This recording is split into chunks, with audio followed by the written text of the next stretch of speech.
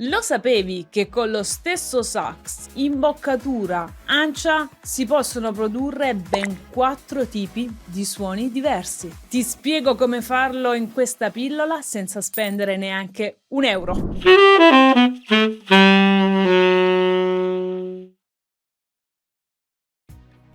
Ciao, io sono Emanuela Vitali e sono una sassofonista professionista. Nella vita mi occupo di insegnamento, formazione e seguo anche le persone con percorsi di coaching. Aiuto le persone a imparare a suonare sax e clarinetto con corsi, lezioni one-to-one, a raggiungere obiettivi, pianificarli ed essere più felici con percorsi di coaching. Una volta imparata l'impostazione corretta del sassofono, si può agire su 2 fattori molto importanti che sono la posizione dei denti e della lingua. Questo permette di cambiare suono a piacimento completamente, senza cambiare strumento, ancia o imboccatura. A dirla così sembra quasi una cosa troppo bella per essere vero, ma in realtà è vera e in questa pillola ti spiegherò come fare. Innanzitutto incominciamo a parlare dei denti. I denti possono avere posizioni diverse, sia per quanto riguarda la conformazione naturale della bocca del suonatore, sia della posizione che il suonatore decide di avere quando produce il suono. E questo è un fattore veramente molto importante nella produzione del suono, di cui non si parla spesso, ma che ha un ruolo e un peso molto importante nella qualità del suono e soprattutto nel suo timbro. Quando i sassofonisti parlano di denti, utilizzano sempre 2 parole che sono denti allineati o in posizione di overbite. Andiamo a capire che cosa significa. Quando si parla di denti allineati parliamo di denti superiori e inferiori che sono perfettamente coincidenti, e quando noi andremo ad utilizzare questo tipo di impostazione sul sassofono ci accorgeremo che otterremo determinati tipi di risultati che ti farò sentire fra un po'. L'altra posizione dei denti che viene spesso nominata dai sassofonisti è la cosiddetta posizione di overbite, di cui ho già parlato in una precedente pillola. Overbite si ottiene quando i denti superiori sono avanti e i denti inferiori sono un pochino indietro. Io per esempio ho un tipo di masticazione proprio così già di natura e quindi mi viene molto facile farlo anche sul sassofono. Se invece la natura ha creato i denti allineati, si può ottenere comunque la posizione di overbite tirando indietro la mascella, e quindi andremo ad ottenere una posizione dove i denti superiori sono avanti rispetto ai denti inferiori. Un altro aspetto molto importante che modifica molto il suono è la posizione della lingua. Molto spesso quando parlo di questa cosa, anche nelle mie masterclass estive a gruppi di allievi, rimangono sempre un pochino spiazzati. Magari sono persone che già studiano da diverso tempo ma non ci hanno mai pensato effettivamente alla posizione della lingua. La lingua invece ha un ruolo molto importante nella produzione del suono perché va a cambiare completamente la velocità dell'aria. Quindi andando a creare una posizione della lingua piuttosto che un'altra riesco ad avere tipi di sonorità diverse. Le 2 posizioni della lingua che vengono spesso nominate sono la posizione alta e la posizione bassa. Andiamo a vedere di che cosa si tratta. La posizione bassa della lingua si ha quando la lingua è bassa, appunto, e quindi va a toccare l'arcata dei denti inferiori. In questo caso la quantità dell'aria sarà molto maggiore e la pressione dell'aria sarà leggermente minore rispetto a quando invece ho la lingua in posizione alta. Vuol dire che la mia lingua non tocca più i denti inferiori, ma tocca l'arcata dei denti superiore, o tende a toccare l'arcata dei denti superiori. Quindi ha una posizione più alta. Facciamo un esempio pratico. Posizione della lingua bassa: quando soffio genera questo tipo di soffio.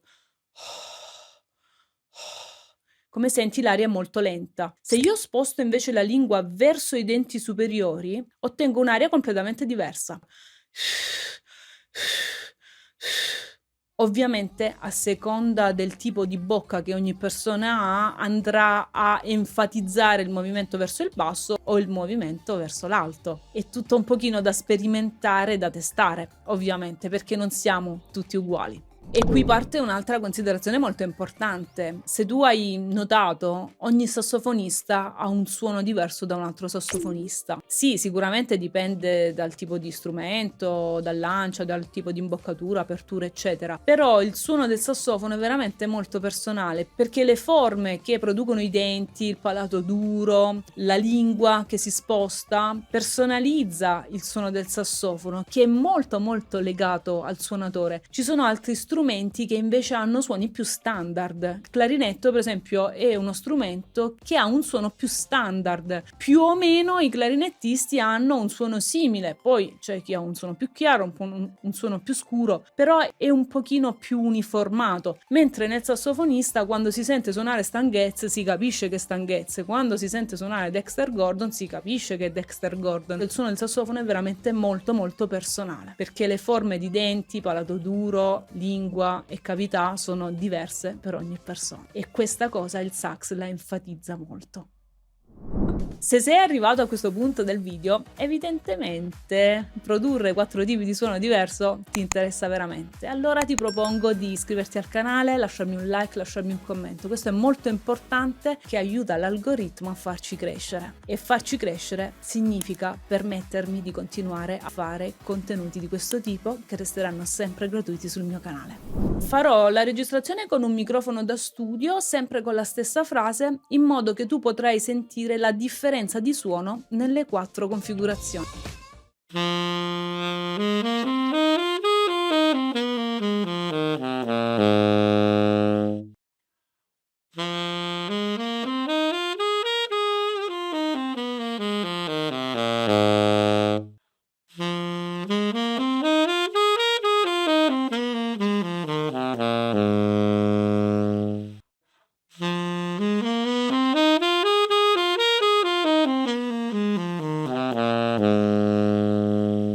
Come avrai sentito, il timbro del suono cambia abbastanza fortemente. Ovviamente dalla registrazione forse si percepisce qualcosina in meno rispetto a sentirlo dal vivo, però comunque la differenza si sente ed è notevole. Per andare nelle 4 configurazioni, ovviamente bisogna avere una certa dimestichezza sia nel cambio di allineamento dei denti e sia nel cambio della posizione della lingua, e non è una cosa proprio così immediata come potrebbe sembrare. Ci vuole un pochino di allenamento. Andiamo un pochettino a riassumere cosa succede nelle 4 posizioni. Abbiamo un suono piuttosto rotondo, senza troppi picchi dinamici, ben timbrato, ma non troppo timbrato. Resta in un range abbastanza controllato e controllabile. Nella configurazione denti allineati e lingua bassa, invece il suono cambia notevolmente, perché abbiamo un suono molto brillante e piuttosto spigoloso e poco controllabile, il che non è una caratteristica negativa. Se devo fare certi tipi di musica, potrebbe anche essere utile avere un suono del genere. Sperimentarlo secondo me non fa mai male.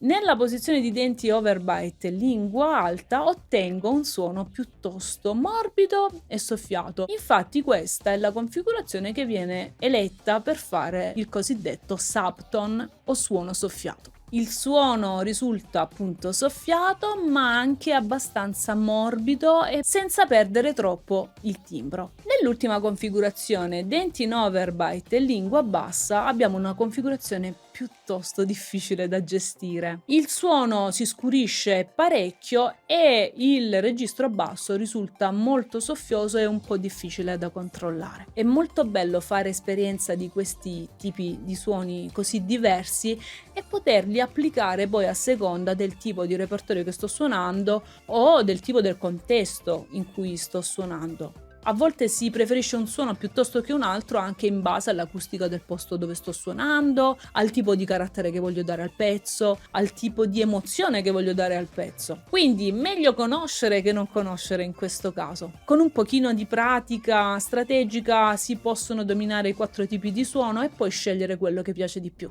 Io spero che questa pillola possa essere utile a molti di voi, anche quelli che sono un pochino più avanti con gli studi, e che possa darvi nuovi colori da mettere all'interno delle vostre esecuzioni, improvvisazioni o composizioni. Sfrutta il video, fanne esperienza e ricondividi il video con i tuoi amici musicisti che potrebbero trarne beneficio. Emanuela da Seriate ti saluta e ci vediamo alla prossima pillola di sax. Ciao ciao!